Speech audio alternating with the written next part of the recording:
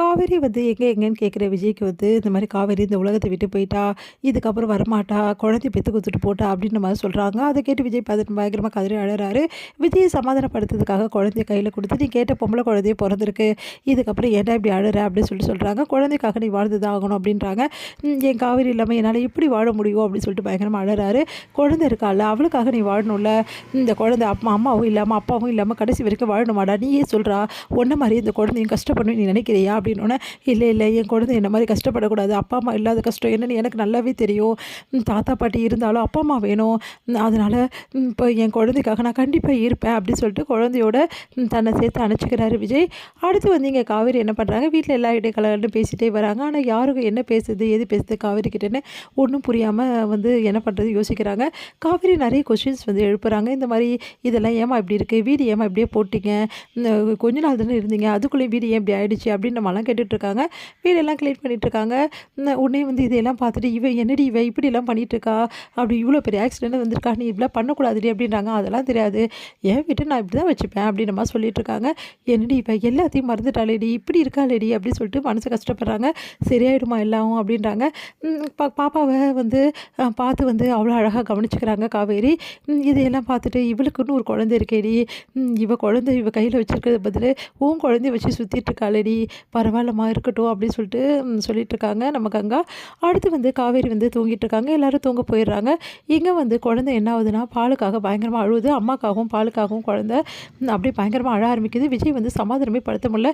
விஜய் இவ்வளோ சமாதானப்படுத்தி பார்க்குறாரு, ஆனால் குழந்தைய சமாதானப்படுத்த முடியாமல் திணறாரு. அடுத்து பாட்டி எல்லாருமே ஓடி வந்துடுறாங்க. என்னடா ஆச்சு அப்படின்னோடனே, என்னென்னு தெரியலம்மா, குழந்தை பயங்கரமாக அழுது, நான் நினைக்கிறேன் காவேரிக்காக தான் அழுது, நான் நினைக்கிறேன் பாட்டி அப்படின்னு சொல்லிட்டு அழறாரு. ஏன்டா அப்போல்லாம் ஒன்றும் இல்லைடா, பசிக்காக அழுண்டா அப்படின்னோடனே, குழந்தைக்கு வந்து தாய்ப்பாலும் இல்லையே அப்படின்னு சொல்லிட்டு போயிட்டு வந்து புட்டிப்பாலை கொடுக்குறாங்க குழந்தைக்கு. உடனே இதெல்லாம் பார்த்துருக்க விஜய் பயங்கரமாக கலங்கி துடிக்கிறாரு. ஐயோ அப்படின்னு சொல்லிட்டு இங்கே வந்து காவேரிக்கு வந்து அப்படியே குழந்தை அழுவும்போது அப்படியே அவங்களுக்கு ஒரு மாதிரி ஆகிடுது. திட்டு திட்டுன்னு எழுந்துக்கிறாங்க. ஐயோ என் குழந்தை அப்படி சொல்லிட்டு கத்துறாங்க காவேரி.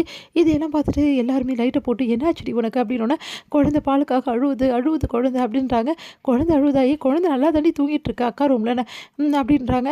ஒன்றும் புரியாமல் காவேரி வந்து சொல்கிறத பார்த்துட்டு, ஒருவேளை அவள் குழந்தை ஞாபகம் வந்திருக்குமோ, அவள் குழந்தை அழுதுட்டுருக்குமோ, அதான் இவளுக்கு இப்படி இருக்கும் அப்படின்னு சொல்லிட்டு, என்ன காவேரி என்ன தோணுது உனக்கு அப்படின்னோடனே, அது வந்து என்னன்னு சொல்ல தெரியலம்மா, எனக்கு ஏதோ குழந்தை பயங்கரமாக அழகிற மாதிரியே கேட்குதுமா, ஏன் அப்படி எனக்கு கேட்குதுன்னு தெரிலம்மா, ஆனால் அந்த குழந்தை அழும்போது என்னால் இருக்க முடியலம்மா, என் உடம்பெல்லாம் அப்படியே சிலுக்குதுமா, எனக்கு ஒன்றுமே புரியலம்மா, எனக்கு என்னதாம்மா ஆச்சு அப்படின்னு சொல்லிட்டு பயங்கரமாக கதறி அழறாங்க காவேரி.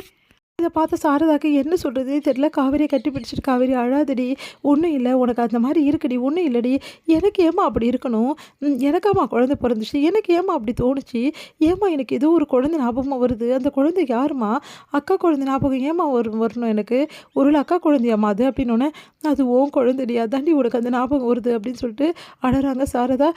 என்னம்மா எதுவுமே பேச மாட்டேங்கிற, இல்லடி நீ அங்கே இருந்தல்ல ஹாஸ்பிட்டலில், அப்போ நிறைய குழந்தைங்க பிறந்தது, அதையெல்லாம் நீ பார்த்துட்டு இருந்தல்ல, அதனால தான் உனக்கு அந்த மாதிரி தோணியிருக்கும், இந்த மாதிரி தோணும், அக்கா குழந்தைய வேறு பார்த்தேன், அதனால தான் குழந்தை பால் நீங்கள் அக்கா குழந்தை தான் அழுது நின்று பாலுக்கு, அதை தான் உனக்கு அப்படி ஞாபகம் வந்துச்சு. ஓ அப்படியாம்மா, அப்போது அக்கா குழந்தை அழுதுச்சா, ஆமாடி, படுத்து தூங்குடி அப்படி சொல்லிட்டு சமாதானப்படுத்தி மடியில் படுக்க வச்சுக்கிறாங்க. படுக்க வச்சு அப்படியே தட்டி கொடுக்குறாங்க. காவேரி என்னடி இது, உன் நிலைமை இப்படி இருக்கேடி, ஒரு தாயாக வந்து பரிது வச்சு போறியேடி, இதை புரிஞ்சிக்கக்கூடிய நிலைமையிலேயே நீ இல்லையேடி, என்னதான் நீ மறந்துருந்தாலும் ஒரு அம்மான்றது வந்துடுதேடி உனக்கு அப்படின்னு சொல்லிட்டு அப்படியே அழுதுகிட்டே காவேரியை பார்த்துட்டு அப்படியே தட்டி கொடுத்து தூங்க வைக்கிறாங்க சாரதா.